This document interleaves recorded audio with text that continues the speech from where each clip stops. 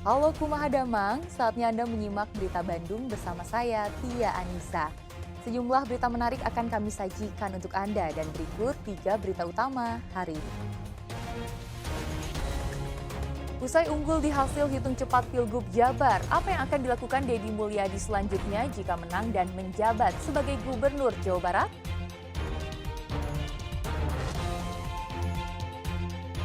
Pesan Presiden Prabowo Subianto kepada kepala daerah terpilih untuk bekerja melayani rakyat.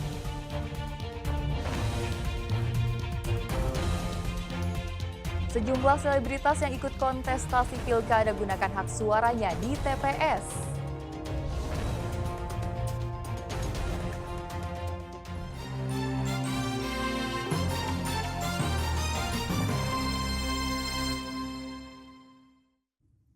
Kita mulai berita Jabar dengan pelaksanaan pilkada serentak di seluruh Indonesia. Kegiatan pemungutan suara berlangsung pada pukul 7 pagi hingga 18.00 waktu setempat. Berikut hasil perhitungan cepat sementara dari beberapa lembaga survei. Kami memantau hasil quick count atau hitung cepat perkiraan hasil pilkada di Jawa Barat. Berdasarkan hasil hitung cepat dari LSI, Lembaga Survei Indonesia, hingga pukul 18.00 waktu Indonesia bagian Barat, pasangan calon gubernur nomor 1 Acep Adang Ruhyat, Gitalis Dwi Natarina mendapat perolehan suara 10,44% suara. Sementara pasangan calon gubernur nomor 2 JJ Wiradinata Ronald Surapraja mendapat perolehan suara 9,02% suara. Pasangan calon gubernur nomor 3 Ahmad Syaiqo Ilham Habibi mendapat perolehan suara 18,35% suara. Sedangkan pasangan calon gubernur nomor 4 Deddy Mulyadi Erwan Setiawan mendapat perolehan suara 62,19% suara. Perolehan suara tersebut berdasar data suara yang masuk mencapai 97%. Tentunya hasil akhir dari perhitungan suara secara tepat bisa memantau dan menunggu hasil dari keputusan KPU Provinsi Jawa Barat.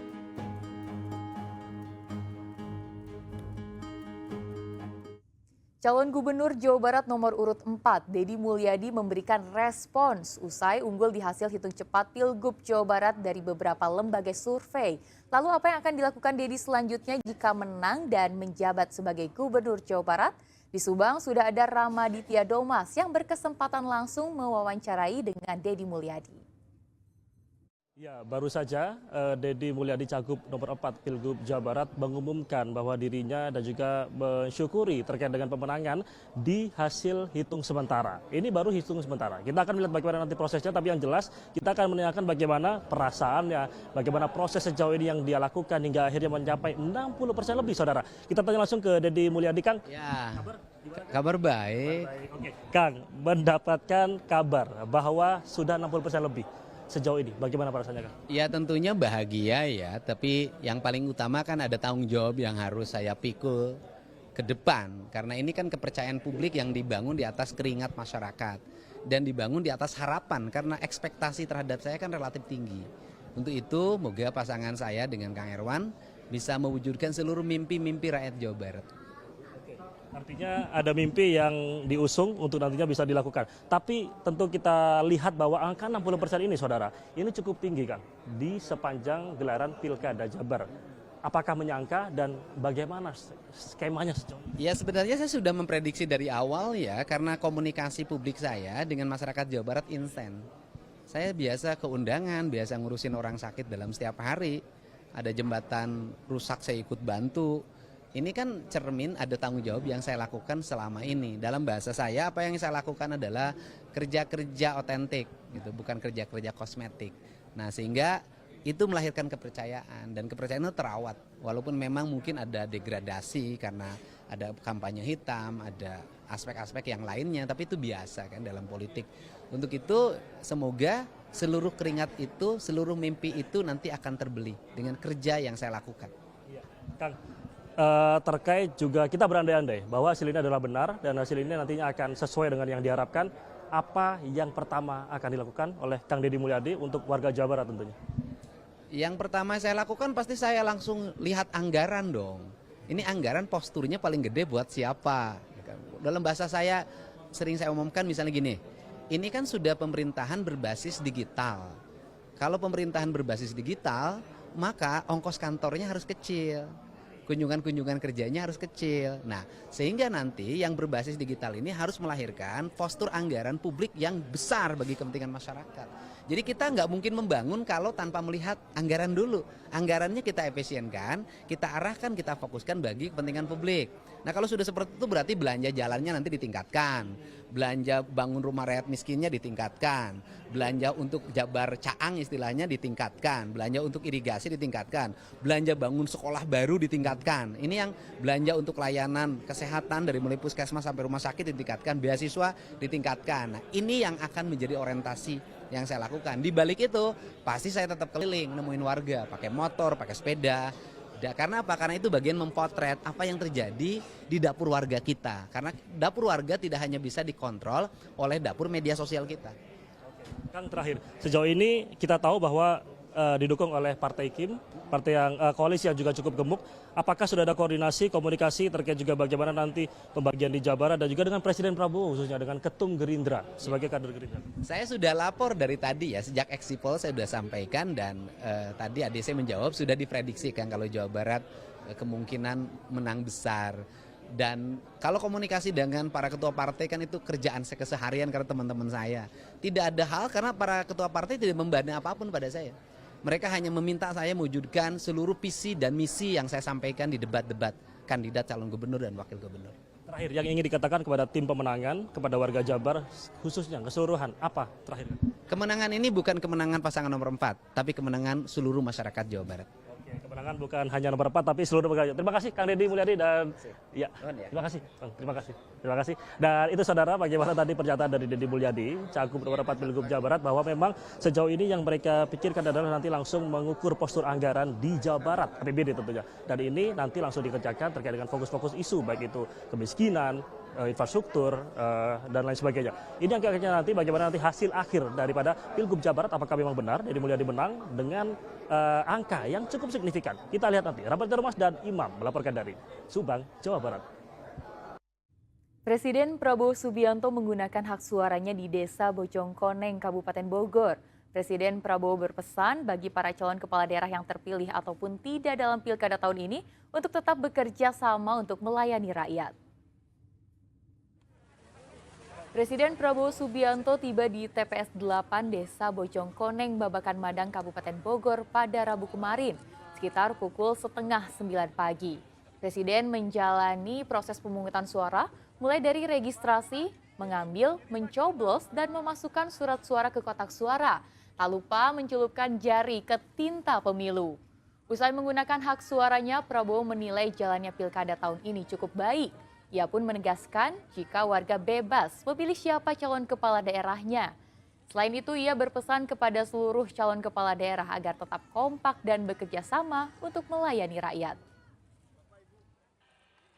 Sistem sudah berjalan, kita sudah melaksanakan berkali-kali ya.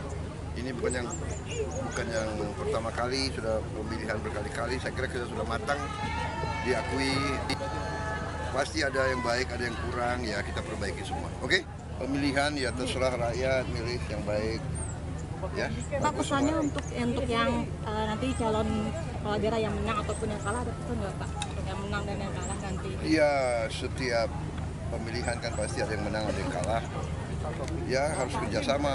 Ya yang menang harus menjadi pemimpin untuk semua. Yang kalah harus bekerja sama. Yang penting melayani rakyat, bekerja untuk rakyat. Saya kira itu. Sementara itu, Wakil Presiden Gibran Rakabuming Raka dan istri Selvi Ananda menyalurkan suaranya di Kota Solo, Jawa Tengah. Keduanya mencoblos di TPS 18 Manahan, Kota Solo. Wapres Gibran dan istri tiba di lokasi TPS 18 Manahan sekitar pukul 10:25 menit. Kedatangan mantan wali kota Solo itu menarik perhatian warga di lokasi pencoblosan. Usai menunggu antrian, keduanya menuju ke bilik suara untuk menyalurkan suaranya. Setelah mencoblos, Wakil Presiden meminta warga untuk menghargai adanya perbedaan dalam pelaksanaan pilkada. Wapres berharap pilkada serentak ini berjalan damai dan lancar. Semua pihak juga diminta untuk tetap menghormati pilihan masing-masing. Yang namanya perbedaan itu hal yang wajar. Indonesia ini negara besar. Sekali lagi, perbedaan itu hal yang lumrah. Jangan sampai karena ada perbedaan lalu saling menghujat, saling mencaci. Sekali lagi, yang namanya perbedaan itu mendewasakan demokrasi kita.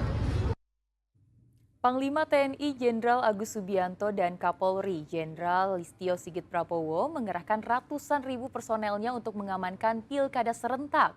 Mereka juga mengimbau agar masyarakat menjaga kondusivitas agar pilkada berjalan lancar. Panglima TNI Jenderal Agus Subianto dan Kapolri Jenderal Listio Sigit Prabowo mengimbau masyarakat menjaga kondusivitas pada pencoblosan pilkada. TNI dan Polri sudah menyiapkan ratusan ribu personel untuk membantu mengamankan pilkada serentak di tingkat provinsi hingga kabupaten kota di Indonesia. Agus meminta agar masyarakat tetap menjaga kondusivitas dengan tak mudah terpengaruh oleh provokasi dari pihak yang tidak bertanggung jawab. Menghadapi pilkada agar masyarakat tidak mudah terprovokasi, ya. Kita ciptakan sama-sama, kita ciptakan suasana yang damai dan aman dan kondusif. Untuk mencegah adanya konflik, Polri juga mengerahkan anggotanya untuk mengamankan pilkada dari awal pencoblosan hingga berakhirnya masa pencoblosan. Menghadapi berbagai macam potensi konflik yang ada akibat sengketa pemilu sampai dengan nanti ditetapkan oleh KPU. Saya kira kami bersama Bapak Panglima selalu bersama-sama di lapangan untuk mengawal, menjaga, dan memastikan agar pemilu bisa berjalan dengan aman, damai, dan legitim. Polri dan TNI bersama KPU dan Bawaslu sebelumnya sudah melakukan pengecekan logistik memastikan masyarakat dapat menggunakan hak pilihnya. Muhammad Rizal melaporkan dari Kota Bandung.